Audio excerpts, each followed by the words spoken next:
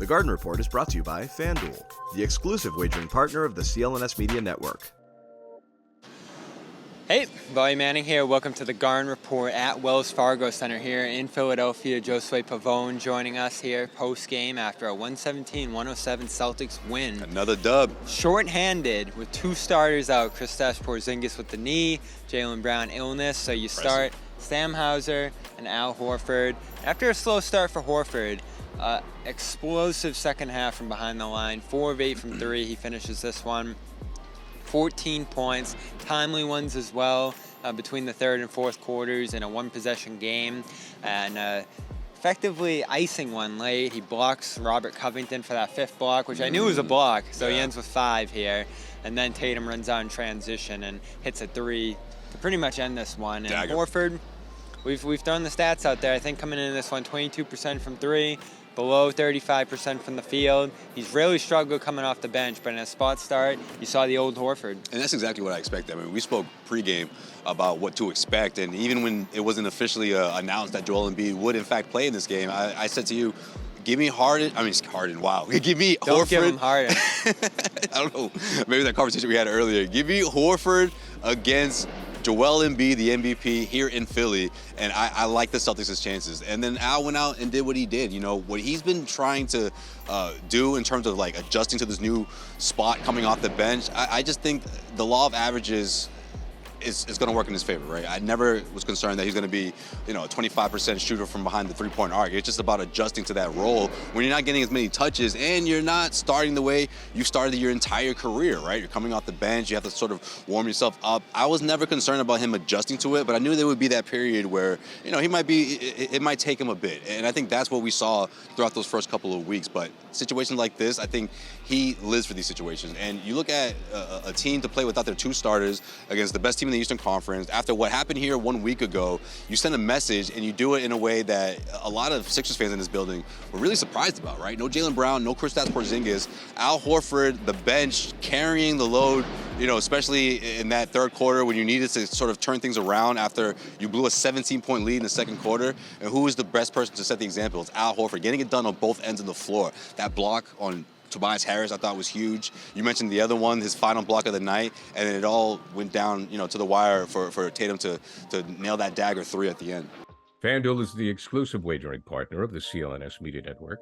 Right now, new customers get $150 in bonus bets with any winning $5 moneyline bet. FanDuel, official partner of the NFL. Great rim protection, certainly, tonight, and he's been that kind of defender for this team. Here's Joe Mazzulla talking about his impact and reminding us again that Al Horford is indeed older than Joe Mazzulla. It's the most inspiring thing for me as a coach is to watch him. And why? I mean, he's Al. Like, one, he's 2 years older than me, so I get to coach a guy that's older than me. That's fun. Secondly, he's one of the most selfless, humble people that you have, and literally, he will do anything to win. And, we can't do what we do as a team if you don't have a guy like that at the top. So it's refreshing to see this from him. He's really struggled. You look at the analytics, actually, and I did this week, the 538 Raptor stat I love, kind of like a plus-minus. Mm-hmm. +0 offensively, and we've seen that. Not much from him on that end. But +2 points per 100 possession added to the Celtics, saved, if you want to say it that way, defensively. So he's giving you rock-solid production on that end, and I'm just going to toss it out there. I don't believe this, as we talked about on the show, but on a night where you get this from Horford, and Drew really leads that second unit well, and we'll get to that in our next video, do you consider, even on some nights, as we've talked about with starting lineup by committee, flipping those two, letting Drew be that sixth man and having Al be with the starters where he was so successful in the night? Unless you're trying to limit, Porzingis' minutes in terms of he's dealing with a lingering injury or something, then yeah, I'm okay with that. I think Al is still, confident and productive enough to be a spot starter on any given night. However, I do like what the starting 5 looks like right now. I don't want to see Mazzulla switch that up. If you ask Joe, he'll tell him that he doesn't have a permanent starting 5, but I think for most nights he does, and I would like to see him stick with that. I think having Al come off the bench, you're sort of preserving that, you're sort of preserving that monster performance, or at least that line of huge performances that I think will happen towards the latter half of the season going into the playoffs. You know, I think that's certainly on the table, but you want to keep him somewhat limited. And again, he's giving you that muscle off the bench and is still someone that can finish the game for you. So I like that. You know, I like that role for Al. I would like the things to stay the same. However, nights like this, I can understand why you would consider switching things up. Talking to Al throughout this process, he said that in that bench role, he's focused more on energy. He's trying to just bring that burst off the bench and play, you know, rebounding, hustling style. Offensively, though, you see him fit in the system, getting the quality shots, getting the amount of shots he needs to get going with 8 3-pointers in this one. It's a nice, valuable player to have in that role, and I don't have a huge problem if they want to keep him off the bench where they've been so successful so far.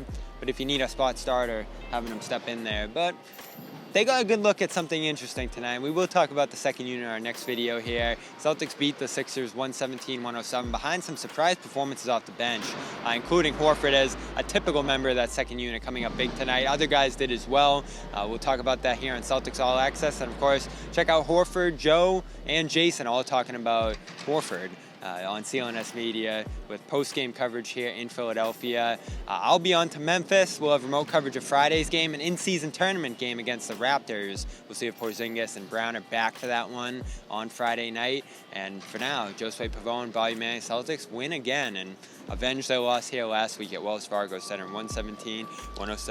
This has been the Garden Report. Ever wish you could navigate the betting field with the confidence of a pro? Enter Odds Are. They're not a sports book, but they're the sports betting advisor you always needed. It's like having a playbook for smarter bets right in your pocket. I've been absolutely loving the experience, and I think you will too, especially since Celtics All Access listeners get a 30-day free trial. Elevate your game day and join the smart betting revolution. Go get it at oddsr.com/Celtics. That's oddsr.com/Celtics.